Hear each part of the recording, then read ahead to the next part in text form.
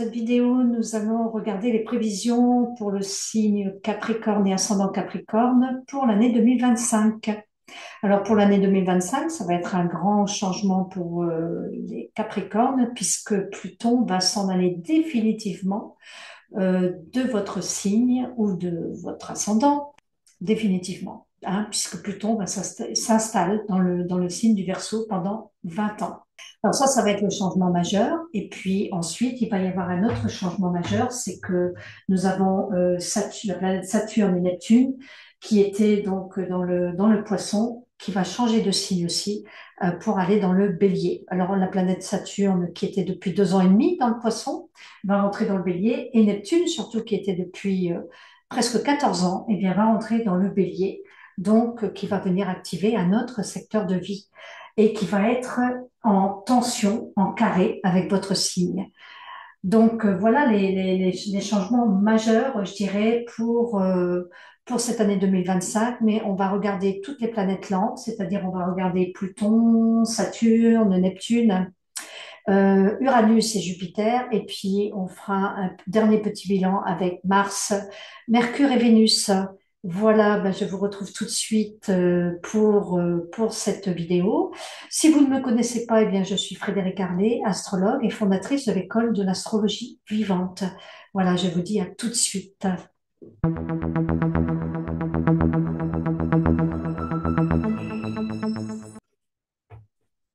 Alors oui, je vais commencer par la planète Pluton. Pluton qui sort définitivement de votre signe puisque cette planète est sortie le 20 novembre 2024. Et donc, pour nos amis les Capricornes, ça va être un grand changement quand même, même si vous avez eu un petit aperçu en 2024 et en 2023, puisque Pluton est déjà rentré dans le signe du Verseau à ce moment-là, mais là, vraiment, d'une manière définitive. Donc, vous allez enfin pouvoir respirer. Les Capricornes, puisque ça faisait quand même depuis 2008 que cette planète était chez vous. Donc là, eh bien, ça va concerner maintenant le signe du Verseau. Alors évidemment, Pluton va changer de signe, mais va activer un autre secteur de vie. Mais quand il active le signe là où se trouve votre Soleil, c'est quand même le plus important. Ensuite, que ça active un autre secteur de vie, je dirais. Bon, ben voilà, on a tous Pluton dans notre thème et on a tous Pluton qui se trouve quelque part et qui forcément travaille dans une zone de notre ciel. Donc ça, c'est pour Pluton. Alors Pluton, donc voilà, se trouve au début du Verseau et du coup va venir activer, et bien maintenant, votre secteur 2. Avant, il se trouvait dans votre secteur 1, c'est-à-dire il touchait votre identité profonde. Et c'est pour ça que ça a dû être parfois difficile et douloureux même, parce que Pluton, quand il transite dans le signe où se trouve votre Soleil, ça a vraiment fait une transformation sur votre personnalité profonde, en fait. Là, dans le secteur 2, on n'est plus du tout dans le même secteur d'activité, puisque c'est le secteur des ressources, de la gestion des ressources, de la gestion de l'argent aussi, de l'argent, la relation que l'on a à l'argent. Où ici, on va venir se poser la question, mais comment est-ce que je fais pour subvenir à mes besoins? Comment est-ce que je fais pour pour gagner mon argent, pour gagner ma vie, tout simplement. Donc, ça, c'est sur le plan matériel. Et puis, sur le plan intérieur, ce sont toutes les ressources que l'on a en soi, donc c'est-à-dire tout notre potentiel, toutes nos richesses intérieures. Donc, vous voyez, ça dépend sur quel plan de lecture on se place. Donc, Pluton va venir travailler sur ce secteur 2, et là, eh ben, pour 20 ans. Donc, c'est quand même pas une petite période, c'est vraiment pour 20 années jusqu'en 2044.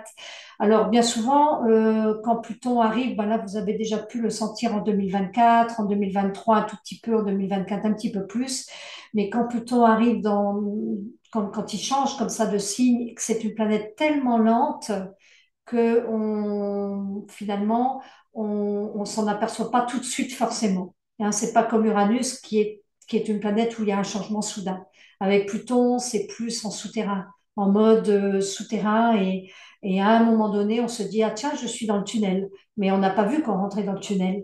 Et puis avec Pluton, on voit pas forcément la fin du tunnel, alors qu'elle peut être très proche, la fin du tunnel. parce que Pluton, c'est une planète qui fait qu'on le vit à l'intérieur aussi, qu'on le vit dans ses tripes. Alors donc du coup, Pluton peut amener je dirais, des inquiétudes, des deuils, des pertes, mais c'est pas forcément des deuils qu'on perd un être cher. Ça peut évidemment, mais Pluton va venir nous parler de mort, mais de mourir à certaines choses qui ne sont plus utiles en nous, donc de transformer des choses. Et en fait, Pluton euh, nous amène vers ça, mais euh, obligatoirement en fait. C'est pas, ben, j'ai pas envie de le faire et je ne le fais pas. Non, avec Pluton, on est obligé de le faire parce que la vie, elle nous amène des événements extérieurs aussi qui nous obligent à transformer cette partie de nous qui a besoin d'être transformée. Donc Pluton, c'est la planète des morts renaissance, c'est la planète ben voilà de l'alchimie où on plonge vraiment à l'intérieur de soi, où on va aller dans l'océan, dans les profondeurs, mais c'est pour aller chercher la vérité, c'est pour aller chercher la lumière dans le noir en fait.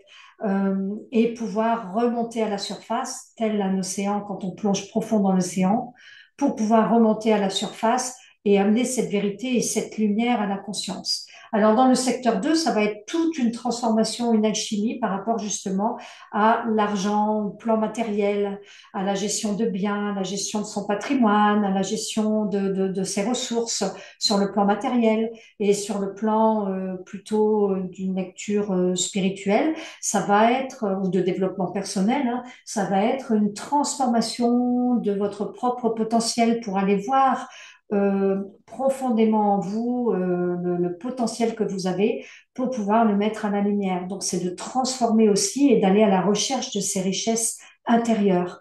Voilà ce que l'on peut dire pour ce Pluton dans le secteur 2. Alors parfois, Pluton, hein, comme je dis toujours, quand il arrive dans un secteur ou dans un signe, ou quand il passe une planète, sur une de vos planètes, Pluton, c'est comme un rouleau compresseur. Quand quand il arrive, ben, il détruit tout sur son passage, hein. S'il y avait des maisons, il détruit toutes les maisons. Mais c'est toujours dans le but d'être reconstruit. Donc, Pluton, c'est le phénix qui renaît de ses cendres. Donc, on détruit, mais pour reconstruire. Donc, c'est vraiment ce passage mort-renaissance, ce passage de transformation et d'alchimie avec Pluton. Donc, du coup, ici, dans l'énergie du Verseau et surtout dans votre secteur 2, pour vous, les Capricornes, eh bien, ça va être tout ce que j'ai dit, une transformation nécessaire.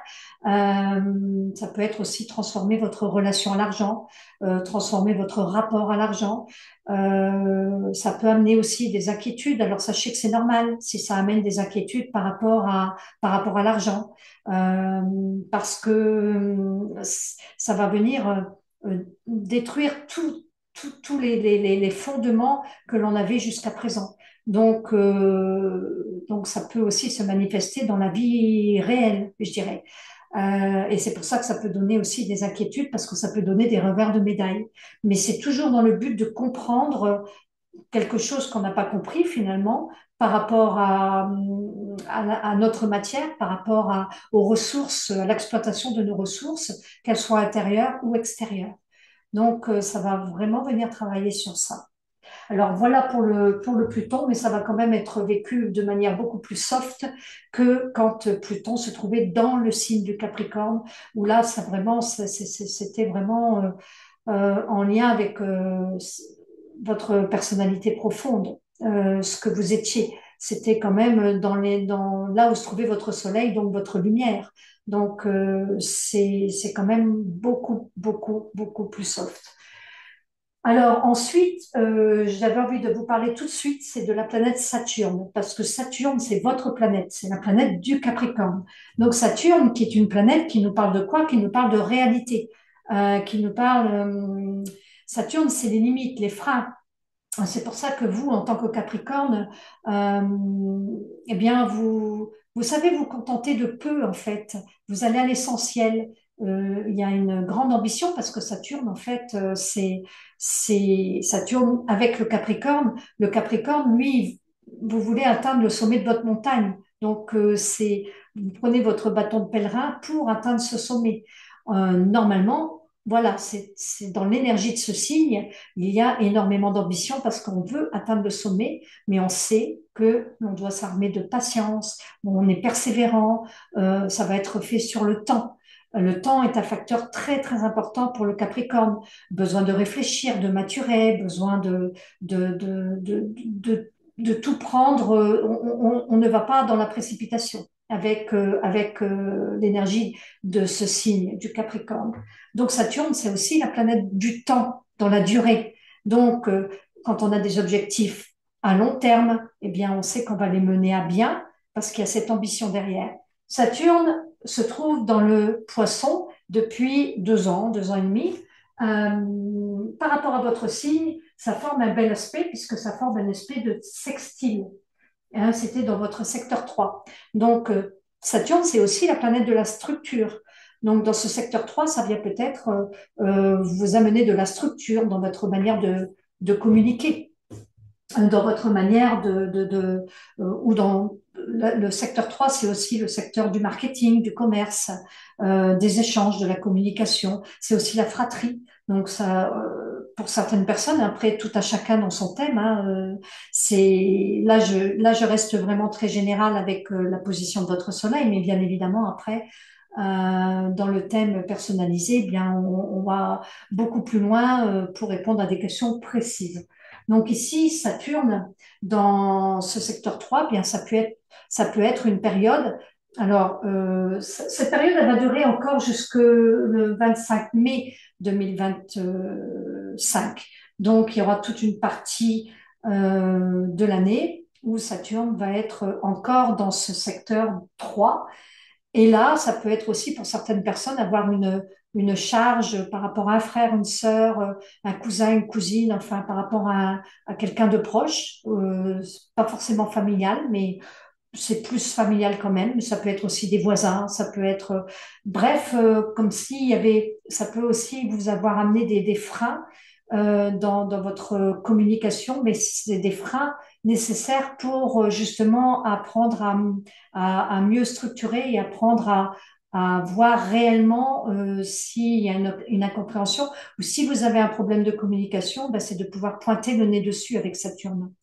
Alors, tout le monde n'a pas un problème de communication, hein, bien loin de là. Mais voilà, si vous avez un problème de communication, nos amis les Capricornes, eh bien ici, dans ce secteur 3, ça vient donner une forme de réalité et une forme de restructuration de notre manière de penser, de notre manière d'échanger, de notre manière de communiquer ou de verbaliser les choses.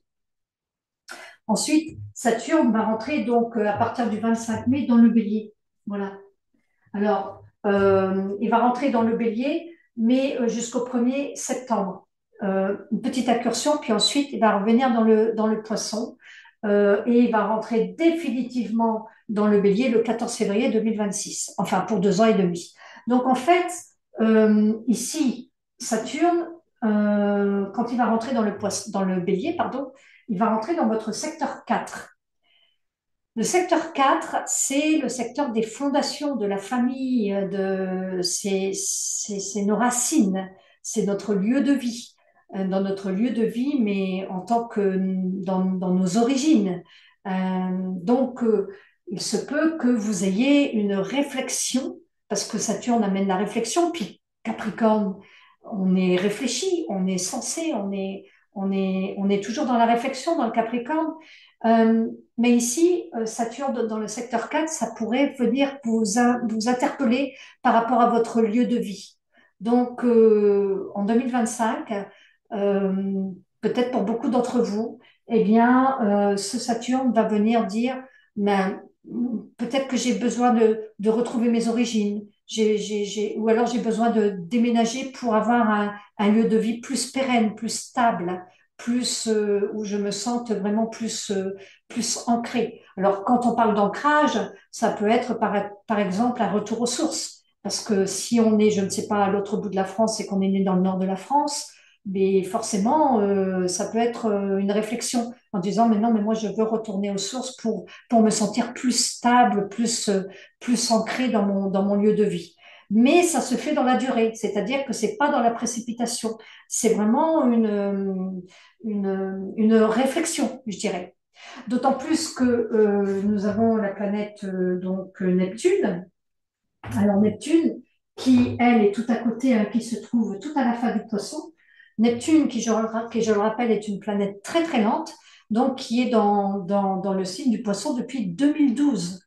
Alors, elle est bien, cette planète dans le Poisson, puisqu'elle est chez elle, c'est la planète du Poisson. Elle est chez elle depuis 2012, c'est la planète mystique, elle est vraiment chez elle. C'est aussi la planète de la confusion, du brouillard, du manque de discernement, mais c'est aussi une planète très mystique qui nous relie à notre être profond, à notre être spirituel. Ou alors, c'est la planète des perceptions. On peut voilà, connecter aussi avec des mondes invisibles. Donc, pour vous les Capricornes, Neptune était en sextile avec le signe du Poisson. Donc, ben, tout bien. De toute façon, il y a toujours des choses qui viennent compenser d'autres choses difficiles hein, en astrologie. Il y avait Pluton qui était dans votre signe, mais vous aviez quand même la planète Neptune pour compenser, qui était en sextile avec votre signe. Donc un mélange, je dirais, de cette capacité de pouvoir discerner avec son intuition, on sentait les choses. On était dans la réalité et en même temps, on pouvait avoir des bonnes intuitions. Donc ça, c'est vraiment le bon mélange entre Neptune et Saturne, finalement, entre cet aspect de réalité et cet aspect de non-réalité, finalement. Ce sont deux planètes qui sont pas du tout sur la même vibration, en fait. Alors, du coup, Neptune ici, ça va être un grand changement pour vous les Capricornes parce que Neptune va changer de signe, donc il va rentrer dans le Bélier. Alors maintenant, il va plus former un sextile, hein, mais il va former ce qu'on appelle un carré. Voilà, il va former un carré avec votre signe. Neptune qui va rentrer ici pour quelques mois, du 30 mars au 22 octobre, ce qui est quand même toute une partie de l'année hein, finalement.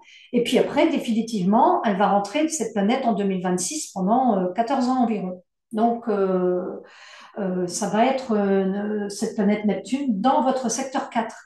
Donc, le secteur 4 qui est, je le rappelle, les racines. Neptune, dans ce secteur 4, Neptune, qui est une planète très éthérée, va venir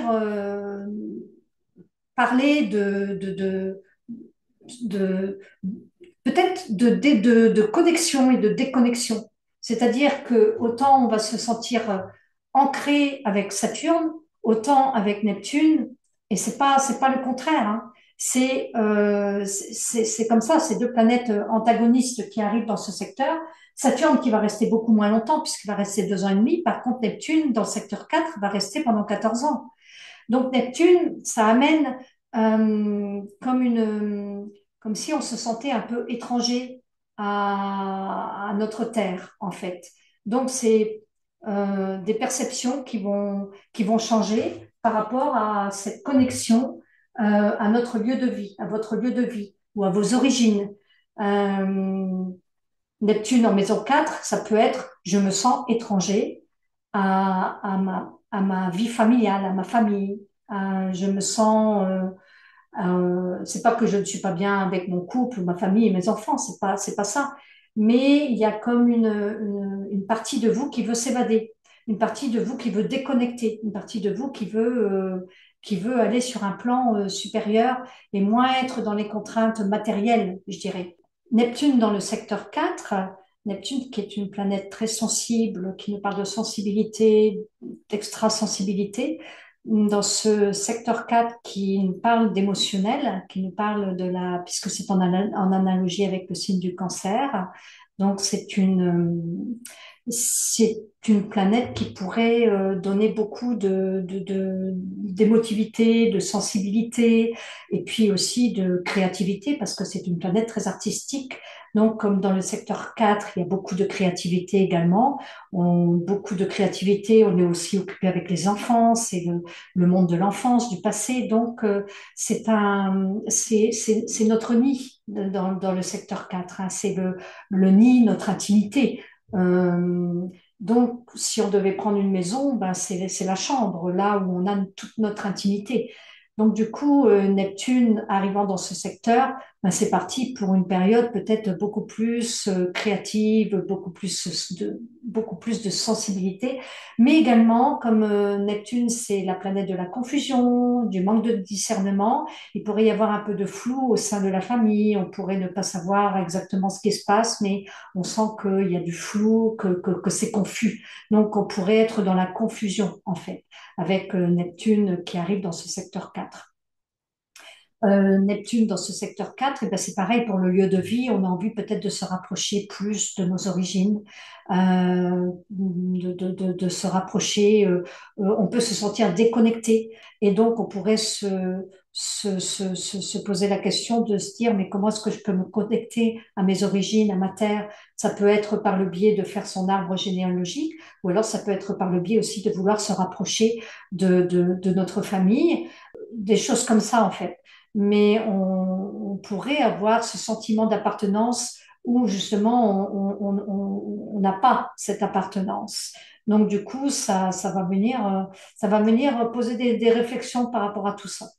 Puisque Neptune, c'est une planète de connexion. Et au niveau de la gestion des émotions, ça peut donner une hypersensibilité. Donc, peut-être que il y aurait un petit travail de gestion des émotions à faire pour certains de nos chers amis Capricornes. J'entends bien que ce ne sera pas pour tout le monde. Bien sûr, encore une fois, je reste dans la généralité.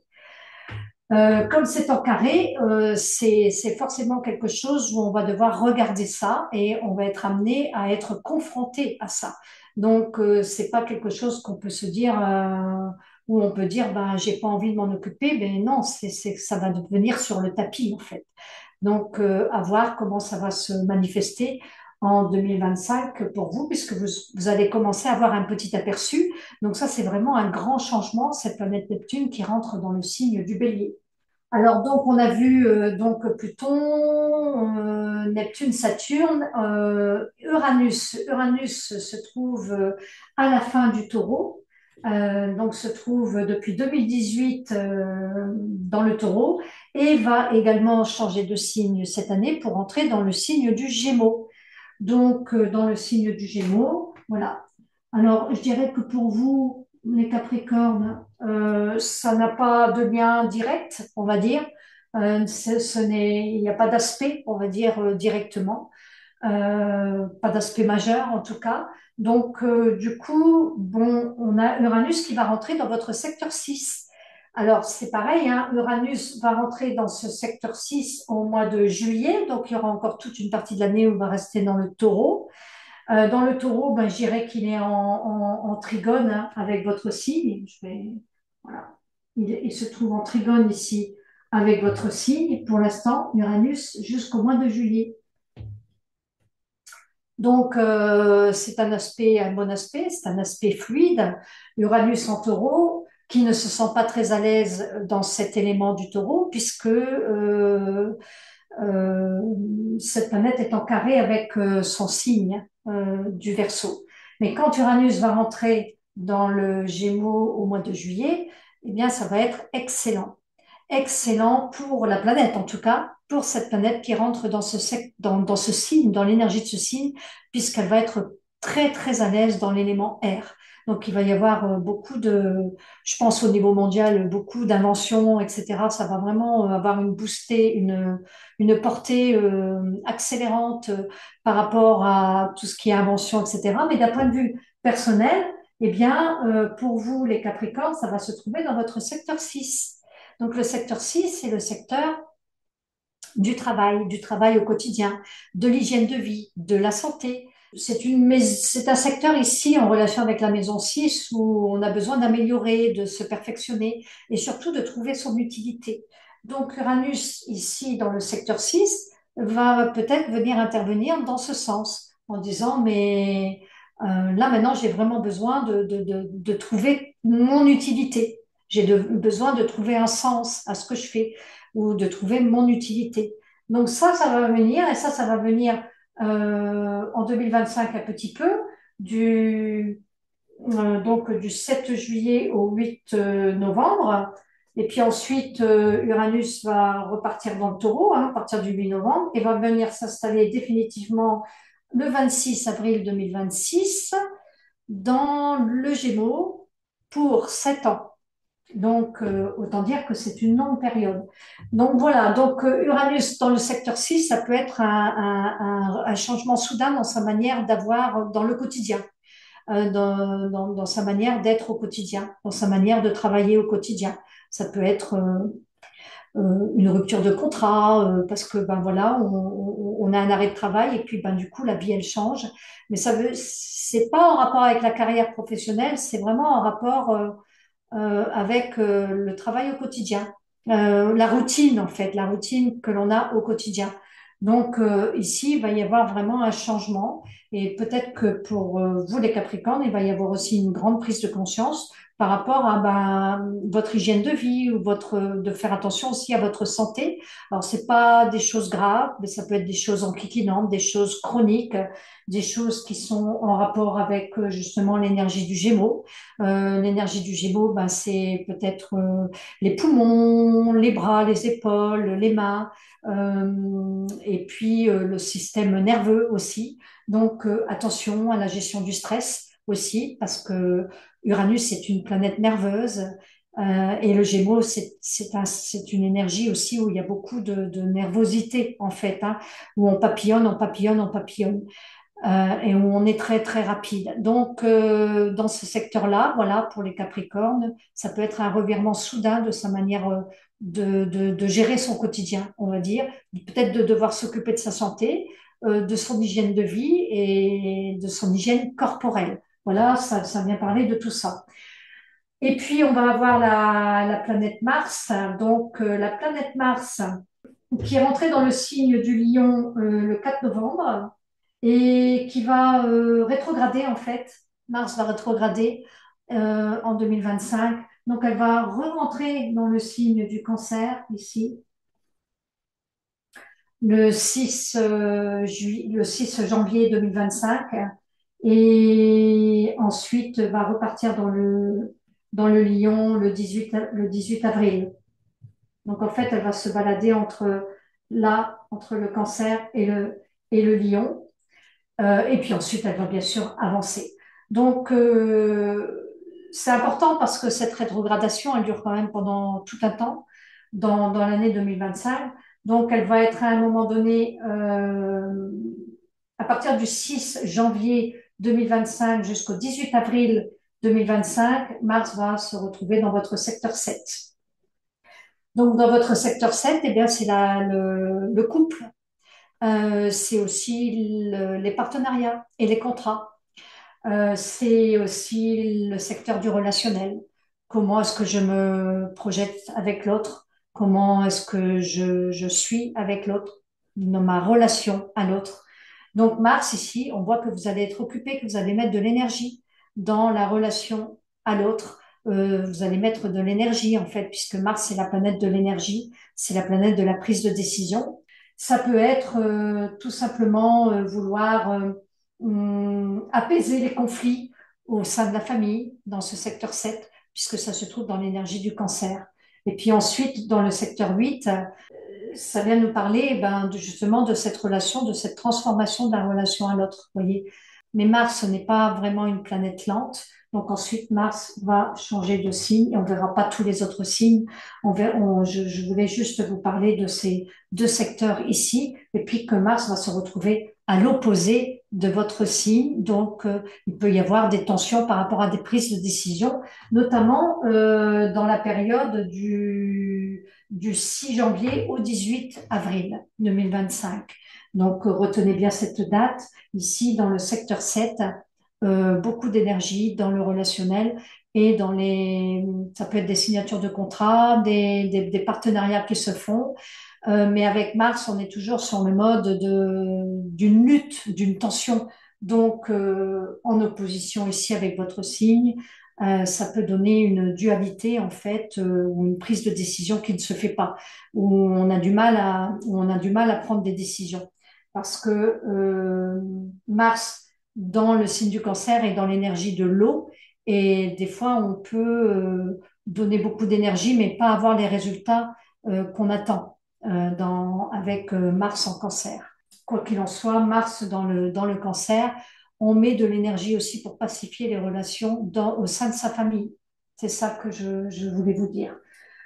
On n'a pas envie d'avoir des conflits. Mars en secteur 7 n'a pas envie d'avoir de conflits. Donc, on fait tout pour réunir la famille, pour pacifier dans l'énergie du Cancer, qui est de, qui est l'énergie du clan familial.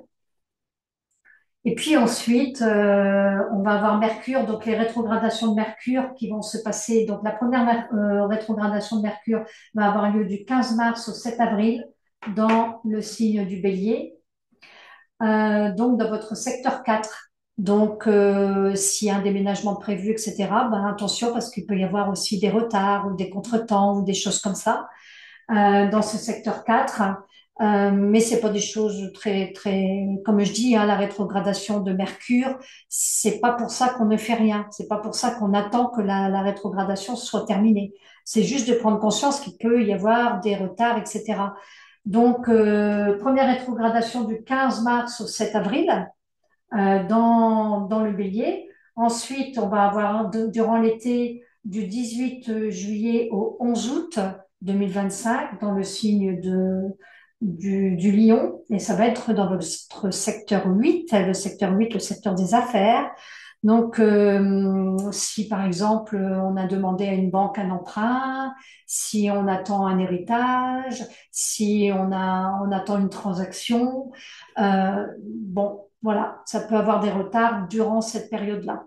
Ensuite, on va avoir la troisième rétrogradation du 9 novembre au 29 novembre dans le Sagittaire, Sagittaire Scorpion. Donc, ça va être dans votre secteur 12. Donc, 12, bah, c'est le moment du bilan. C'est un moment de bilan, un moment de retraite. Donc, avec Mercure rétrograde, à ce moment-là, peut-être que ce sera le moment de faire le point, justement, sur certaines choses de votre vie dans le Sagittaire, notamment tout ce qui a du sens pour vous au niveau des apprentissages, au niveau des formations, au niveau des voyages, tout ça. Bon, peut-être revoir les choses, peut-être un moment pour faire un bilan. En tout cas, c'est une période de bilan dans le secteur 12. Et ensuite, on va avoir la Vénus, donc Vénus qui est la planète de l'amour, qui est la planète de la chance. Donc, quand elle transite votre signe, eh bien, c'est franchement sympa parce que moi, j'ai pu le remarquer. C'est vrai que ça amène une note de douceur et puis que tout d'un coup, on a de la chance, on a des choses qui arrivent, des opportunités qui se mettent en place. C'est vraiment chouette. Donc, tous les ans, plus ou moins, on a Vénus eh bien, qui vient transiter notre signe. Donc là, bien Vénus va venir transiter le signe, je crois que c'est ben voilà, je l'ai noté là. Donc Vénus va venir transiter votre signe à partir du 24 décembre 2025 pour 3 semaines à mois. Donc en fin d'année. Voilà donc pour les prévisions de nos amis Capricorne, ascendant Capricorne. Et j'ai terminé avec cette vidéo, donc je vous remercie pour votre écoute. Si vous êtes resté jusqu'à la fin avec moi, n'hésitez pas à partager, à commenter. Je réponds toujours et puis je vous dis bah, à une prochaine vidéo. Et merci de votre écoute. À bientôt.